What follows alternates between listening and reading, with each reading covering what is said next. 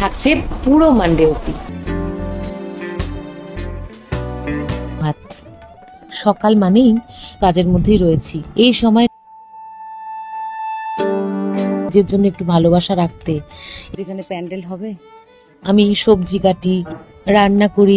সেও বৃষ্টির মধ্যেই এসেছিল।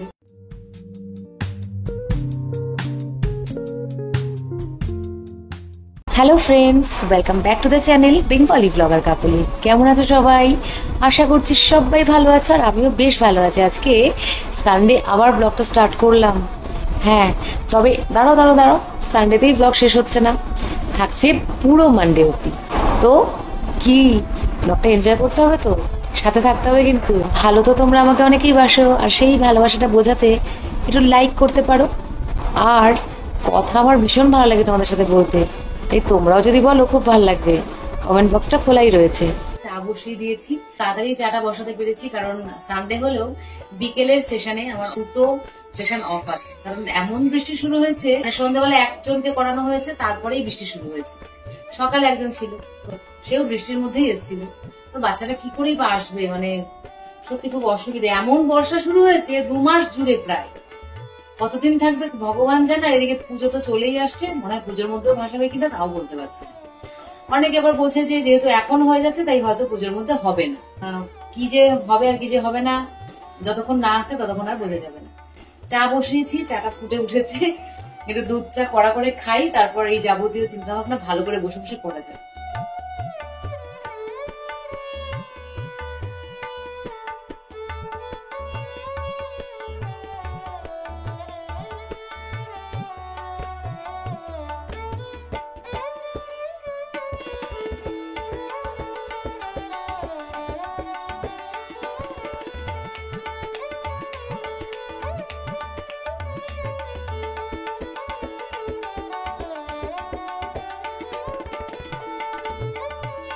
এখনের মতো টাটা, গুড নাইট, চলো টেক কেয়ার, দেখা হচ্ছে কাল সকালে, বাই। সুপ্রভাত। সকাল মানেই একটা নতুন দিনের শুরু। ঘুম ভাঙার পর প্রথম কাজই হলো চা বানানো। জানো, সকালবেলার 1 কাপ গরম চা যেন শুধু শরীর না, মনটাকেও জাগিয়ে তোলে। আজকে 3 কাপ চা করব, কারণ ছেলেও সকাল সকাল উঠেছে, কারণ কলেজ বেরোবে। আমি চা বানাতে বানাতে এই জানলা দিয়ে বাইরে তাকাই, দেখি পাখিদের ডানা মেলা, হালকা রোদ। এগুলো দেখাও কিন্তু এক ধরনের শান্তি। এই ছোট ছোট মুহূর্তগুলোই তো দিনের আসল সৌন্দর্য। তারপরে শুরু হয় রান্নাঘরের ব্যস্ততা। সকালের জল খাবার তো সেরকম বানানো থাকে না, যেহেতু আমরা প্রত্যেকেই বেরিয়ে যাব।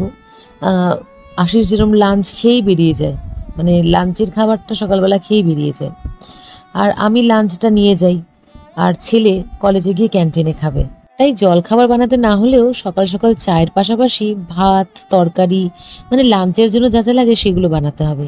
কালকে একটু মাংস ছিল ভাগ্যিস, তাই আজকে আর মাংস বা মাছ কিছুই করতে হবে না। চেষ্টা করি লাঞ্চের সহজ আর হেলদি কিছু করার। আজকে যেরকম ঝিঙের তরকারি করব। চাটা হয়ে যেতে তারপর তরকারিটা বসাবো। আর কাজ করতে করতে ভাবতে থাকি আজকে টু ডু লিস্ট, মানে স্কুলে কোন বাচ্চারা আসবে, তাদেরকে কি কি করাতে হবে, আর লাঞ্চে আমি কি নেব, এই সমস্ত ভাবতে ভাবতে কাজগুলো করতে থাকি। আবার এটাও ভাবতে থাকি যে আজকের ভিডিওতে কি কি টপিক রাখা যায়। তো রান্না যখন করি তখন কাটাকুটি তো একটা বড় কাজ। তো রান্না কিন্তু শুধু একটা কাজ নয়, এটা আমাদের কাছে যেন একটা ধ্যানের মতো। যখন আমি সবজি কাটি, রান্না করি কিংবা চা করি, তখন মনে হয় আমি আমার পরিবারের জন্য ভালোবাসা দিয়ে দিনটা সাজিয়ে দিচ্ছি। রান্নাঘরের ঘ্রাণ, কড়াইয়ের মশলার টুংটাং সব মিলিয়ে একটা গৃহিণীর সকালের সবচেয়ে ব্যস্ত আবার সবচেয়ে শান্ত মুহূর্ত। কথায় বলে মর্নিং শোজ দ্য ডে। সকালটা যেমন শুরু হয় পুরো দিনটা অনেক সময় সেভাবেই কাটে। তাই আমি চেষ্টা করি সকালে একটু ধীরে, একটু শান্তভাবে শুরু করতে। চায়ের কাপ হাতে ছোট্ট একটা নিঃশ্বাস নিয়ে রান্নাঘরে গুনগুন করতে করতে নিজের জন্য একটু ভালোবাসা রাখতে। এই ছোট ছোট অভ্যেসই তো আসলে জীবনের আসল সুখ।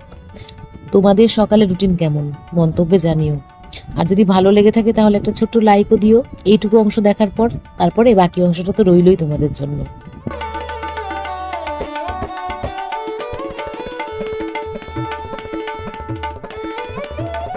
রান্নাবান্না সব গুছিয়ে নিয়ে ছেলে আগে বেরিয়েছে আজকে, তারপরে আমি বেরিয়ে পড়লাম।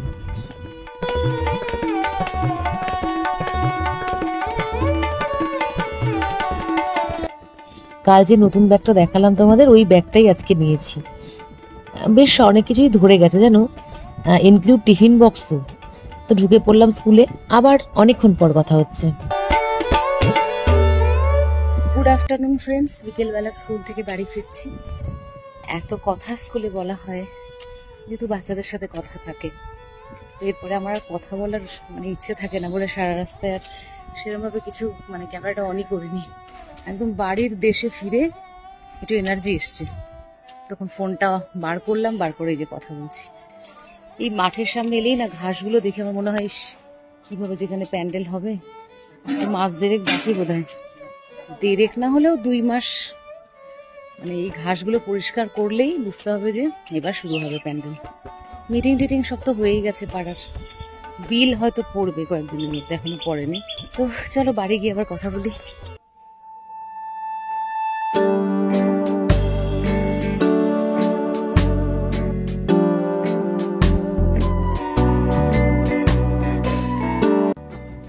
স্কুল থেকে ফিরে যখন দরজা খুলে ঘরে ঢুকি, তখন এক অদ্ভুত শান্তি এসে ধরা দেয়। দিনের হইচই, ব্যস্ততা, ক্লাস নেওয়া, বাচ্চাদের হেসে খেলে চলা, সব মিলিয়ে মনটা ভরে থাকে, কিন্তু শরীরটা চায় একটু বিশ্রাম। তাই ঘরে ঢুকেই প্রথমে ব্যাগটা নামিয়ে রাখি, তারপর জুতো খুলে হালকা করে নিঃশ্বাস নিয়ে জানলার পর্দাটা একটু সরিয়ে বাইরে দেখি। সন্ধ্যের রংটা ধীরে ধীরে ছড়িয়ে পড়ে। মনে হয় হ্যাঁ, এবার একটু আমার নিজের সময়। ঘরের কিছু ছড়িয়ে থাকা জিনিস, সোফার কোণে রাখা কুশন একটু একটু করে সব ঠিকঠাক জায়গায় এনে রাখি। জানি ছোট ছোট ব্যাপার এগুলো, কিন্তু এই গোছানোটা আমাকে এক ধরনের শান্তি দেয় বা প্রশান্তি দেয় বলতে পারো। খুব ধীরে ঘরটাকে একটু পরিপাটি করি, বালিশ গুছিয়ে দিই, জল খাই, আর একটু ধুলো মুছে নিই।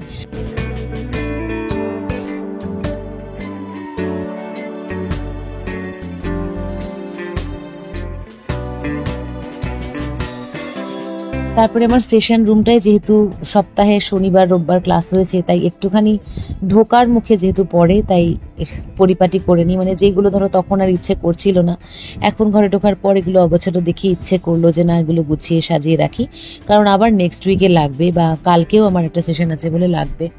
তো গোছগাছ করে নিলাম।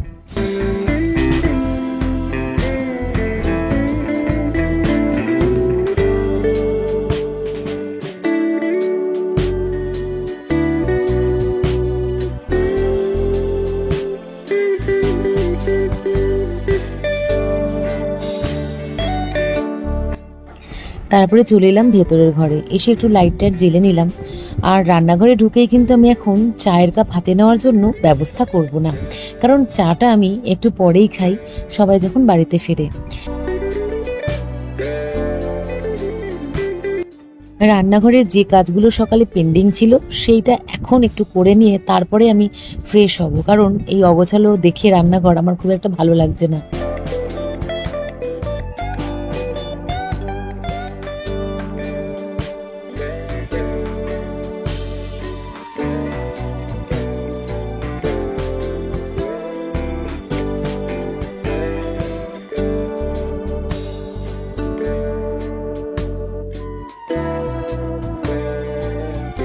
এবারে চলে এলাম নিচের ঘরের বেডের সামনে। তো এসেই দেখলাম যে আমার জন্য তো একটা কাজ অপেক্ষা করছে, কারণ কালকেই আমি ভেবেছিলাম যে স্কুল থেকে বাড়ি ফিরেই আমি এখানের বেড কভারটা চেঞ্জ করব।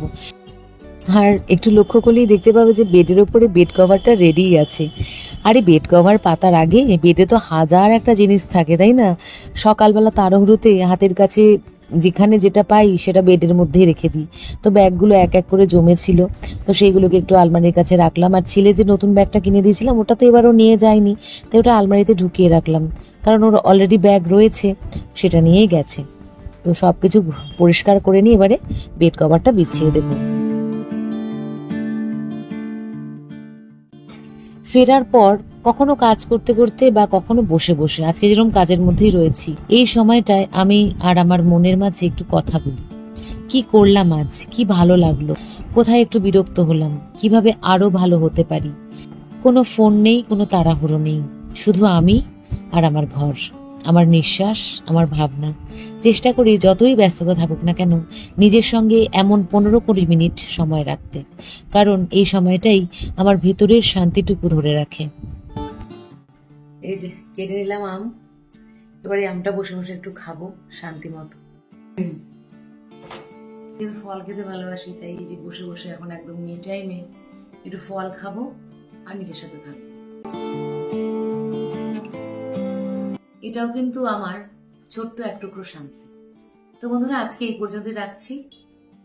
ছেলে আজকে কলেজে জয়েন করলো, নতুন জুতোটা কিনেছিলাম ওটা পড়েই গেছে, আবার আসবে শুক্রবার। তো এখন এই একা একা ফাঁকা ফাঁকা একটু কাটবে। তো আশিস যতক্ষণে আসছে ততক্ষণ বসে আমটা এনজয় করি আস্তে আস্তে। আর আসার পর চাটা করব, তারপর আবার রাতের কাজ শুরু হবে। মানে ধরো একটু রান্না বান্না টুকটাক থাকতে পারে, খুব বেশি কাজ বাকি নেই। তবে স্কুলের একটা কাজ আছে, সেই কাজটা এই এখনই বসে করবো ভিডিওটা শেষ করার পর। তাহলে বন্ধুরা বাই আজকের মতো, কারণ আবার কালকে খুব তাড়াতাড়ি দেখা করতে হবে। তো take care and love you all.